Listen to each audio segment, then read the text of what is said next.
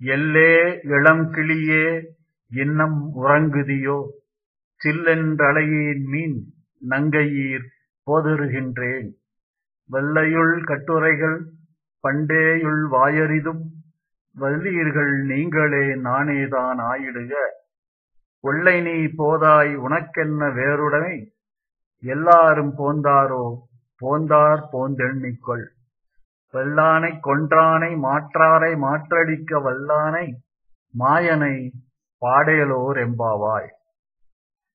இளம் கிளியே, இளமை பொருந்திய கிளிக்கு இணையானவளே, இன்னம் உறங்குதியோ இன்னுமா தூங்குகிறாய்?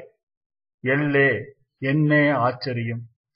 நங்கையீர் அடி பெண்களே, சில்லென்று அலையின் மீன் மனம் சில்லென்று உறையும்படி அழைக்க வேண்டாம்.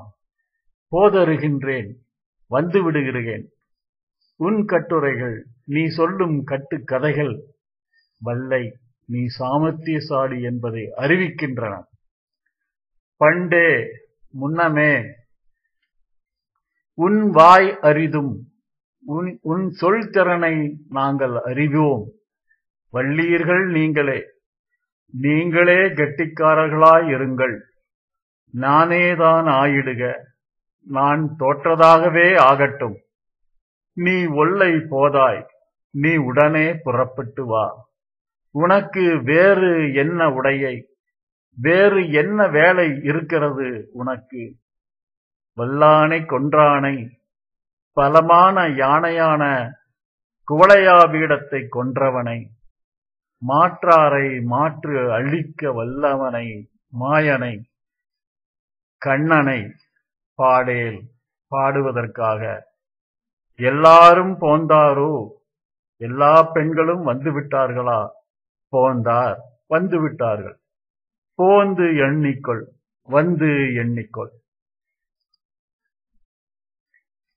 இன்னொரு பெண் சற்று பிடிவாதக்காரி, அழைக்க அழைக்க பதில் சொல்லி எழுந்திருக்காமல் காலதாமதம் செய்கிறாள். அழைப்பவர்கள் பேச்சையும் உள்ளிருப்பவள் பதில் சொல்லும் விந்தையையும் ஆண்டாள் இப்பாட்டில் உரையாடலாக அமைத்திருக்கிறாள். அந்த ரூபத்திலேயே அதை சொல்வோம். மற்ற பெண்கள், இளம் கிளியே, நாங்கள் வந்து அழைத்த பின்புமா உறங்குகிறாய்? என்ன ஆச்சரியம்! உள்ளிருப்பவள், உள்ளம் சில்லென்று உறைந்து போக கடுமையாய் அழைக்காதீர்கள், இதோ வந்து விடுகிறேன். மற்ற பெண்கள், உன் கட்டுக்கதைகள் எங்களுக்கு தெரியும், உன் வாய் வீச்சும் அறிவோம், வா சீக்கிரம் புறப்படு. உள்ளிருப்பவள், நீங்கள் பேச்சில் கெட்டிக்காரர்களாய் இருங்கள், நான் சப்பையாகவே இருக்கிறேன். மற்ற பெண்கள், சரி சரி சீக்கிரம் வா, மாயனை பாட.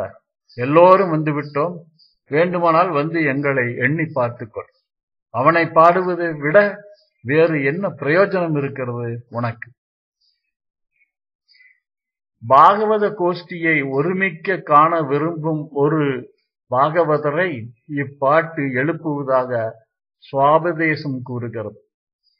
தனித்து பகவத் அனுபவத்தில் திளைத்திருந்த ஒருவரை கூடியிருந்து குளிர மற்றவர்கள் அழைப்பது இப்பாடலில் குறிப்பிடப்படுகிறது.